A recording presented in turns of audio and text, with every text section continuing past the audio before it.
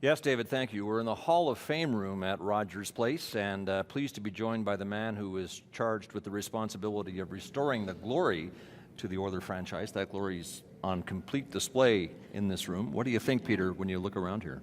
This room is it's impressive, and it's a little imposing when you look at all the accomplishments, all the players here, and trying to get back to that level it's a difficult task. But I mean, there's so much history here, and I've been here a year and a half, almost 2 years now, and you really get a sense of it. And this room shows it all. So yes, you are 2 years into the job, and you've got the Oilers headed to their first playoff berth in 11 seasons. So here is a February quote from you, approaching trade deadline. I don't think we're ready to contend for the Cup yet. And the context here was that you weren't going to be a big player at the deadline, but the message was clear. You didn't think the Oilers were ready for a long playoff run. At least you didn't at that time.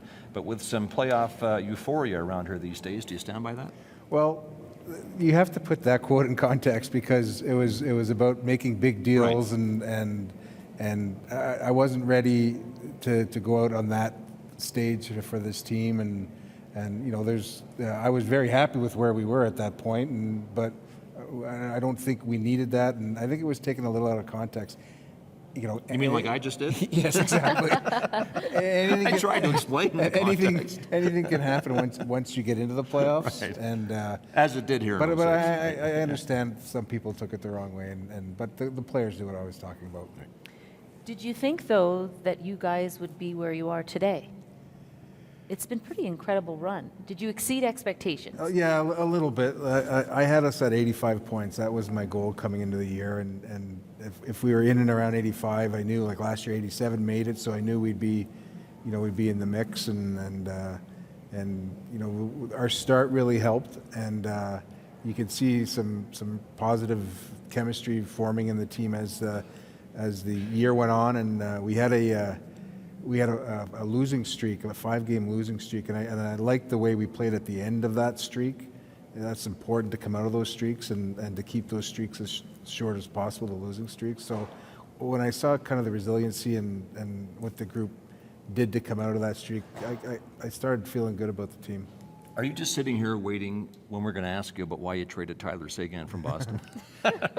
Listen, I get that all the time, so ask away if you want. I say it facetiously, but it did seem that was the first question you were asked in every extended interview you did from the time you traded him in 2013. In fact, I think it even got worked into the first question you were asked when you were hired here by the Oilers at the press conference. I'm not asking it now, but I bring it up because you said when you made that trade, you have to have a thick skin to make that kind of trade. So how thick did your skin have to be to trade Taylor Hall this summer?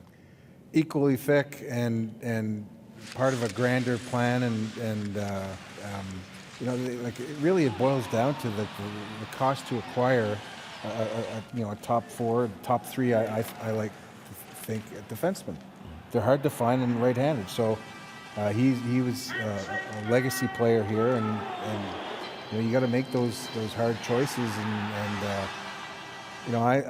it's not that I choose to trade these top players all the time, but you have to make some of these hard choices, and that was one. And Taylor's a really good player, and we got back a really good player. So I want to see if I can recreate this now as accurately as possible. You're sitting in your office in late June. You have the framework of a deal with New Jersey. You're going to send the first overall pick from 2010 to the Devils for Adam Larsson, himself a high draft pick, but a player that Oiler fans probably don't know much about.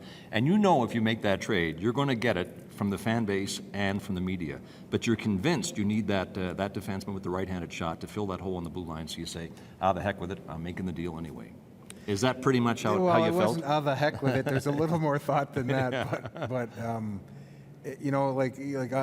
we knew collectively as an organization making that trade, there was, we'd have to dodge a few bullets here, and knowing the player we got in return wasn't well known, but was a real effective piece and really fit into what we needed, and I think I think our fans have come to learn what that player's about, and maybe more importantly, how it kind of put not necessarily the final piece of the puzzle, but maybe one of the final pieces of the puzzle to form a team and to form a proper team. And they see how it, we've done a few other moves that have filled in, but that was, I guess, a signature piece because of the two other trades that were made on that day. Yes, difficult decisions. Comes with the job and the territory, and you have to stand by them. Cassie. And speaking of difficult decisions, as you were unable, or maybe just it didn't work out as far as pieces to the puzzle to get sort of a backup goaltender, and of course Cam Talbot has had to play and gets pulled twice this week, so this story just becomes bigger and bigger. But Laurent Brossoit played a heck of a game tonight. Do you think regain some trust with this organization tonight by his play? Well, I didn't know the story was that big, Cassie, but if you It say is so, big. it's Yeah, big. yeah.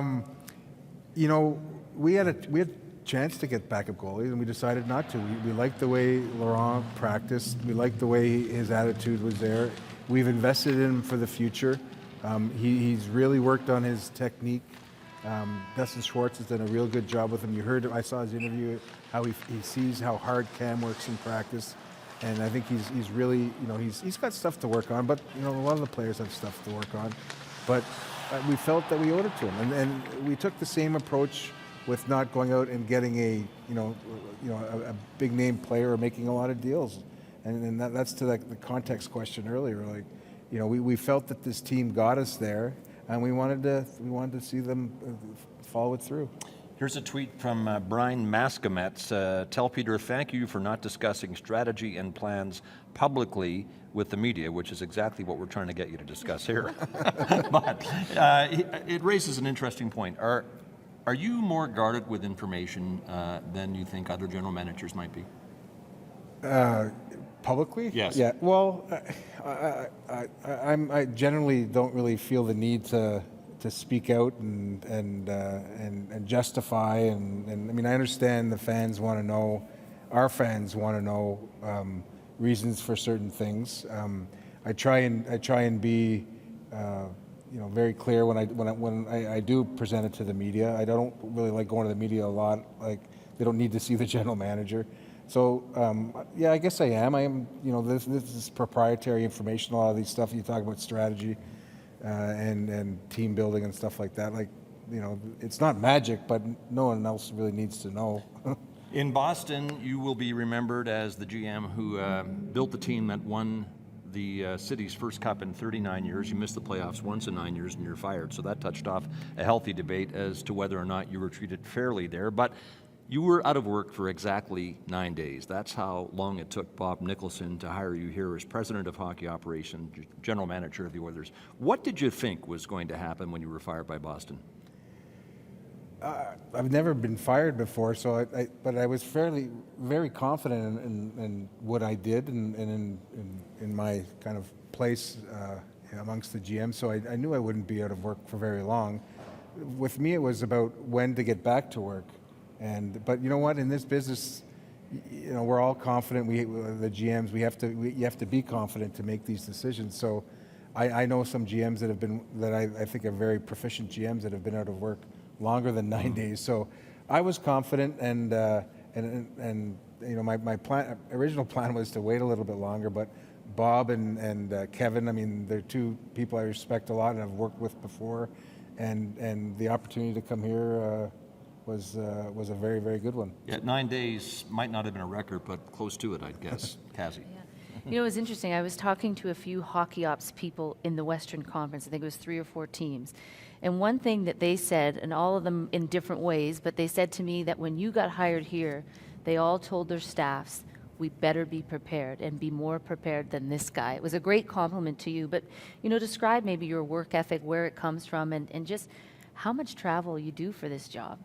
Well, you do a lot of travel, and you know now more with Brad I see him on the road quite a bit. It's I think people think that you're with the team all the time, and I find you're with the team when you want to support your coach, and you want to make sure through difficult times you're there to support him and to keep an eye on things. But you gotta bust it. You gotta hit the road a lot. You have to be on top of your amateur staff. You have to be on top of your pro staff.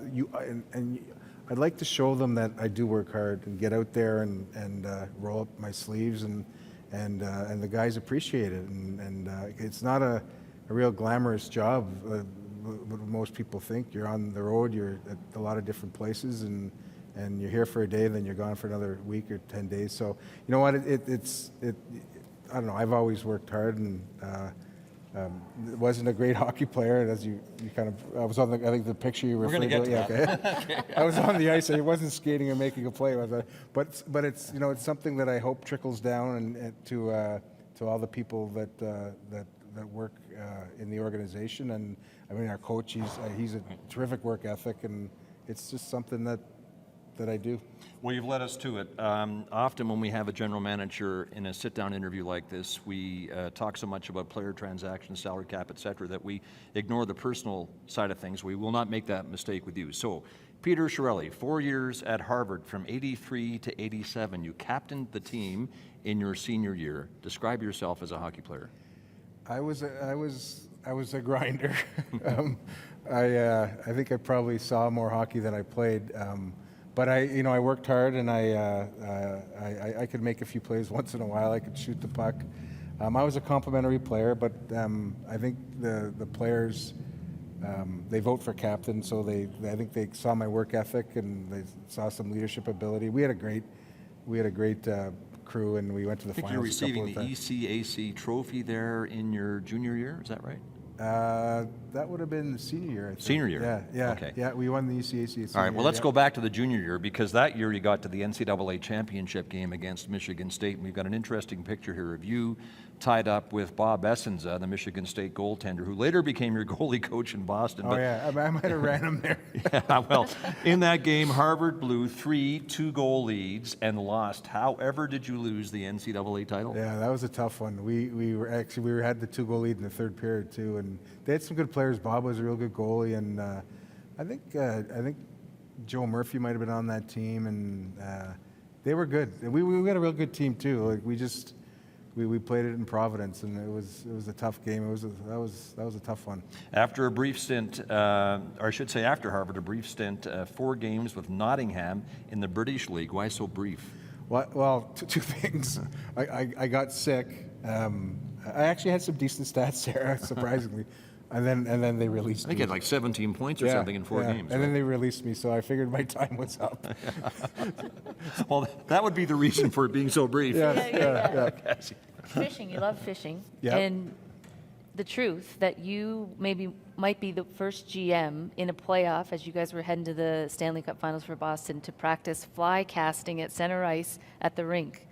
Is that true? Yeah. We were. I can't remember what round it was, and I think it was an off day, but it might not have been. And I'm a mediocre fly fisherman. My buddy that I went to Harvard with is a terrific one, Randy Taylor, and he's taught me all I know. I'm getting better, but I brought my rod just to practice fly castings. It's tough to do, so it's the perfect place to do it, because you got the whole open, expansive rink, and it takes a little attention off. It might have been during the finals, actually, that I did it, but yeah. And then someone caught it on camera. Mercifully, not in the Stanley Cup celebration. Yeah. Okay, we're going to finish with this. Here's a picture that's half a dozen years old. So your children have grown, daughter Talia, son Cameron, wife Alicia. The kids grew up in Boston, so they had to make that difficult transition from Boston to Oiler fans. But Talia is a varsity gymnast at the University of Michigan. Is she the best athlete in the family?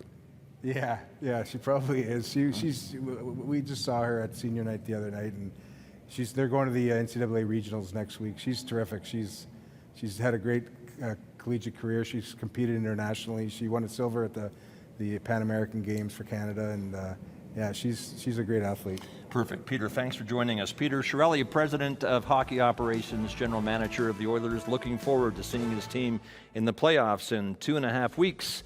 Was our guest on After Hours. Zach Cassian sits in next.